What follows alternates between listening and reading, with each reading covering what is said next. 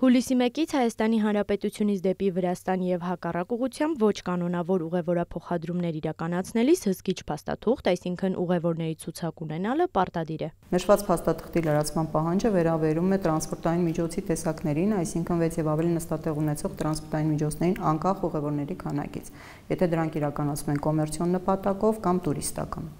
Բոլոր նման դեպքերում ուղևորների անվանացուցակը պետք է լինի վարորդի մոտ։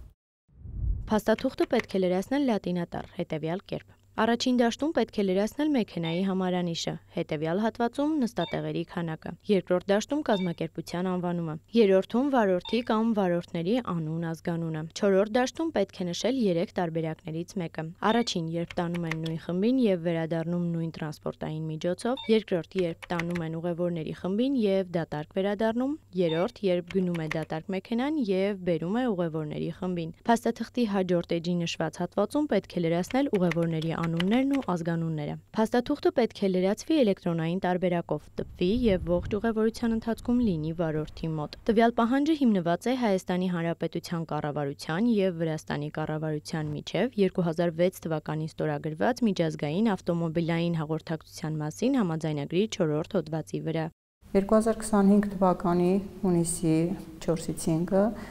կայացած խառը հանձնաժողովի նիստում համաձայնեցվեց ուղևորների անվանացուցակի ձևաչափը, ինչպես պետք է ներկայացնեն, ձևաչափը համապատասխանում է միջազգային փաստաթղթերին, Եվրոպայում կիրառվող միջազգային փաստաթղթերին։ Այվազյանի խոսքով փաստաթղթի առկայությունը որևէ խոչընդոտ չի կարող լինել ոչ կանոնավոր ուղևորափոխադրումների համար։ Մենք նաև ունենք կանոնավոր ուղևորափոխադրումներ եւ այն կազմակերպությունները, ովքեր կցանկանան դեպի Վրաստան կանոնավոր ուղևորափոխադրումներ իրականացնել, ուղևորների եթե մեծ քանակ ունեն, կարող են դիմել նախարարությանը, որովհետեւ մենք դիտարկենք կանոնավոր երթուղիներ կազմակերպելու հարցը։ Փաստաթղթի ձևաչափը կարելի է գտնել տարածքային կառավարման եւ ենթակառուցվածքների նախարարության կայքէջում։ Էմմա Վարդանյան, Արտակ Գևորգյան, լուրեր։